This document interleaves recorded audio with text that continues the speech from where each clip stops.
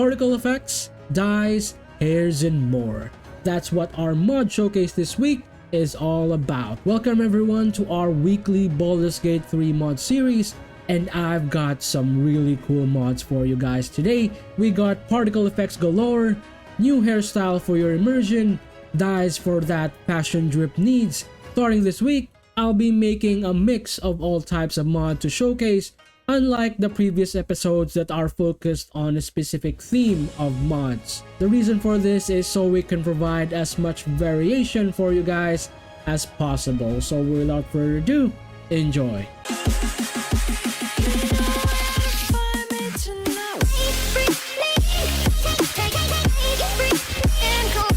We're gonna start with something really cool for number 1. Are you tired of the bland looking weapons for Baldur's Gate 3?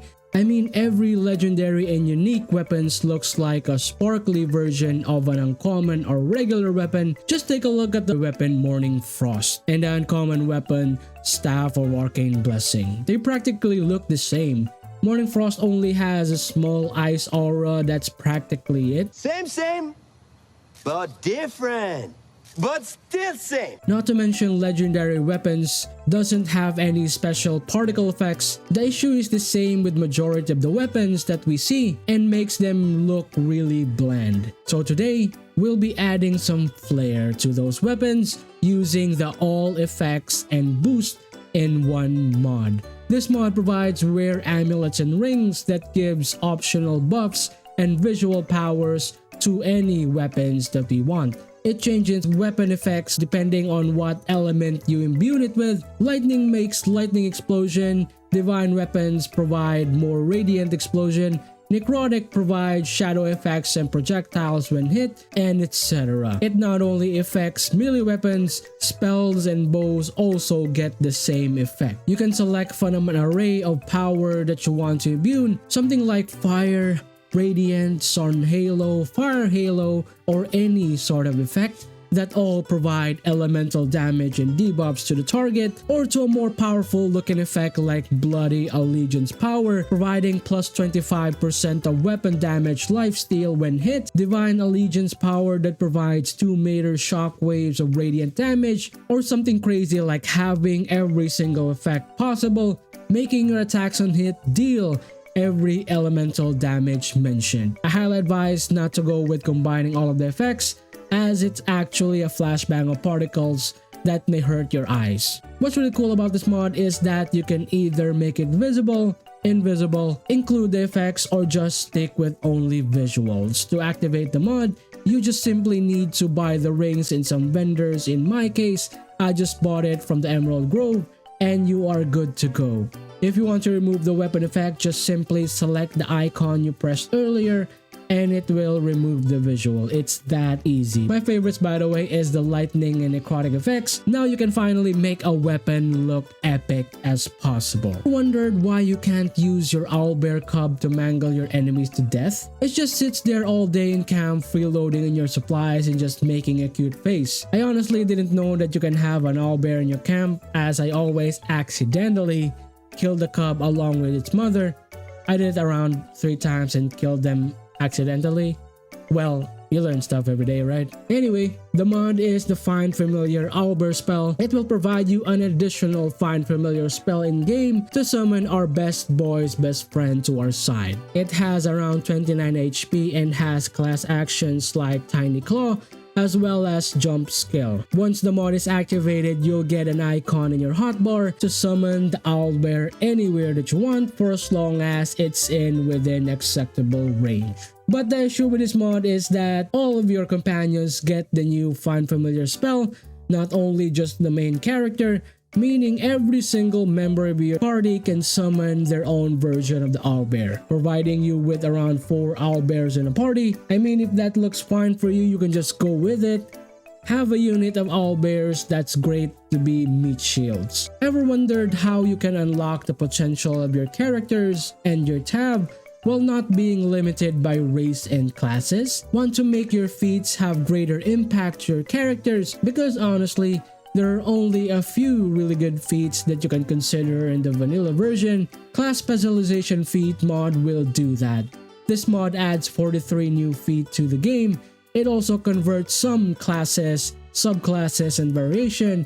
Some of this mod looks lore friendly and goes really well with the mechanics of the game, like the Master Thief, which provides fast hands and second story work class features, or maybe the Seer, which gives the class features such as Fortunate, Danger Sense, Uncanny Dodge and Evasion, to something crazy like Apex Predator that makes you a total killing machine, Veteran Fighter that makes you an unstoppable juggernaut that has all of the maneuvers that you can possibly want, or the Stormborn, making you an actual reincarnation of a lightning god. My personal favorite is the Tone Deaf Bard, the Uncivilized, and the Delusional, just for the funny description. You can also get some absolutely broken feats like the Enigma, which provides any feat combination of your choosing, so enjoy. Chromatic Dyes is the armor customization mod of the week.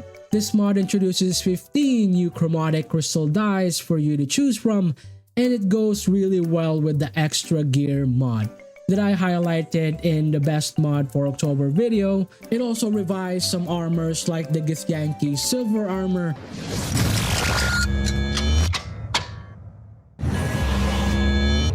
Extra Gear is the armor mod of the month that will give the bang for your buck. The mod provides amazing high quality armors that are compatible for all races. It adds an assortment for heavy, light, and cloth, with amazing stats to be added to it. We finally have the reason to pick up items from the shop or the vendor, not to just rely on items that we find around the world. It also revised some armors like the Githyanki silver armor, which goes really well with the Chromatic Dye mod. Chromatic Dyes is simply purchasable with various vendors around Act 1 to 3. In order to use them, you could just simply select what crystal dye that you want and add your desired item to apply it. This mod looks amazing with vanilla items and modded armors to make them stand out much more. What's also cool about these dyes are those unlimited uses, so you can mix and match to your heart's content.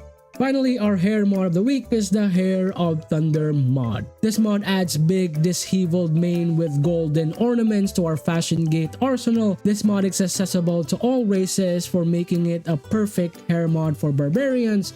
But honestly, I prefer to have this mod so we can finally make our version of freaking Mel Gibson from Braveheart. They may take our lives, but they'll never take our freedom!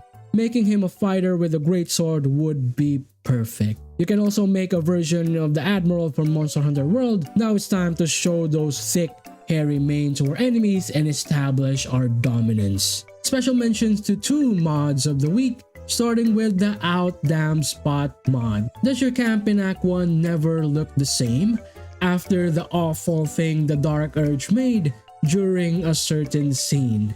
Did the awful bloodstain remove the peacefulness your camp desperately needs? Tired of all that mess the ugly spot leaves and it extended to Karlach's tent? You don't need to wait anymore because the Out Damn Spot mod is here. This mod removes the bloodstain circle and most of the large splashes remaining after the scripted murder event. Use Create Water spell or throw out some blue bottles if you don't have the spell to wash the remaining puddles away, and a fire arrow to clean up the water. The main file removes almost all the blood, while the circle only file keeps some of the random splashes around for a bit of added drama. And finally, the very handsome, beautiful Withers.